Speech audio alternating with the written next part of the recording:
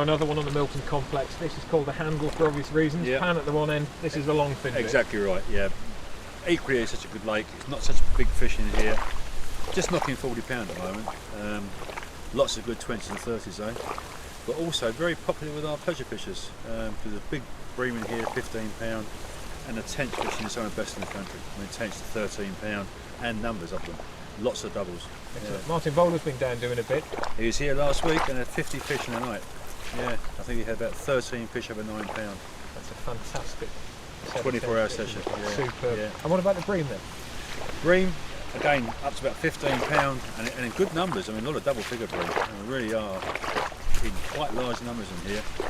Really interesting lake because there's no fishing from the far bank, so it's a long lake, about three-quarters of a mile long. As you can see, reed beds and trees in the far bank. But in the middle of the lake, there's two distinctive bars, which are quite severe, and people sort of fish to one bar and then go right over the top of the other one. It's become quite dangerous fishing because they're quite severe bars. So, and margins, I mean, tench fishing literally on the end of your rod top. Brilliant. Excellent. Do you find that the far margins are productive? Yeah, very. Yeah, along the tree line. Most of the carp hangers aim for that. Yeah. Do the lines cause much? Sorry, I'm just looking over your shoulder. I saw one cracked out there, then just topped on the edge. Do you find that the lines going across the water cause problems for people on either side, or do the fish move through freely? They seem to. I mean, a lot of people obviously they put the back leads on, but it doesn't seem to bother the fish at all because both ends of the fish, both ends of the lake fish, should I say,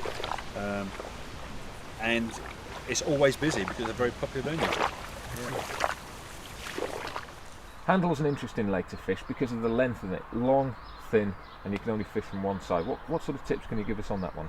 Well, that's right. It is interesting, and the thing I really like about Handle is the fact that it's one bank only fishing, which means that you're obviously not going to get any interference from the other bank, but you are, however, allowed to walk along it to bait up and do it quietly. Don't disturb other anglers along there.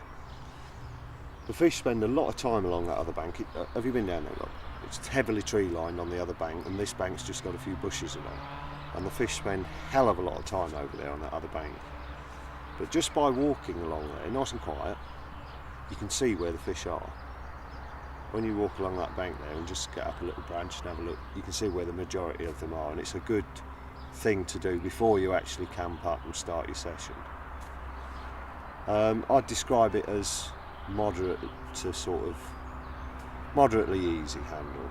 It's one where the fish do take bait. There's a lot of fish in there. There's a lot of coarse fish in there. There's a lot of, there's bream 13, tench to 12, 13 pound, roach, pike. There's a lot of pike in there.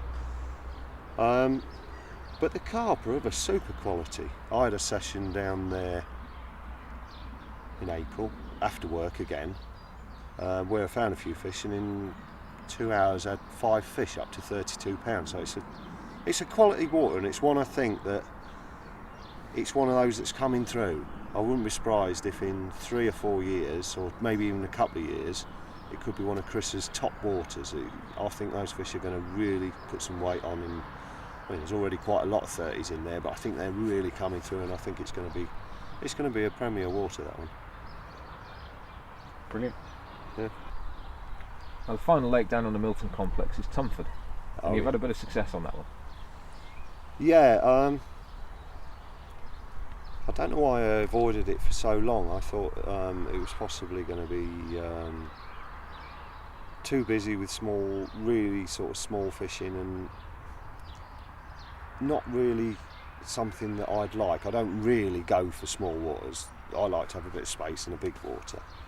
I went down there in the winter probably 6 years ago and was amazed at how nice and intimate it was. The beauty of Tumford is it hardly has any weed, and if you're not used to fishing in weed, it's a nice clear pond where you've got plenty of little bits of gravel, clay, nice deep margins that the fish get in. The fish show really well, and the thing that amazed both Lee and I was the quality of the fish.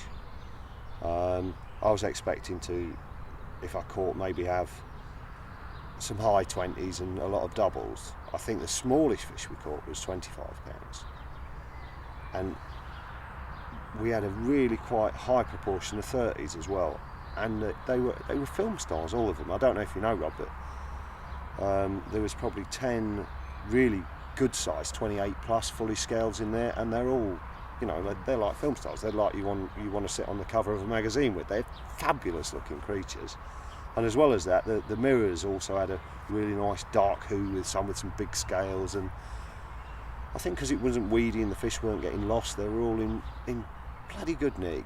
They were tricky to catch because it's a small water and they were fish fall quite a lot, but we found because of the nature of the water, there wasn't a lot of weed. We could find down to 6 and 8 pound hook lengths. We could fish size 10 hooks, small baits, and you know, softer rods and and just enjoy it, because you could play a fish for 15 or 20 minutes with no danger of losing them down there. And I think both Lee and I were quite amazed at the sheer film star quality of the fish down there. We thought it was fabulous little water.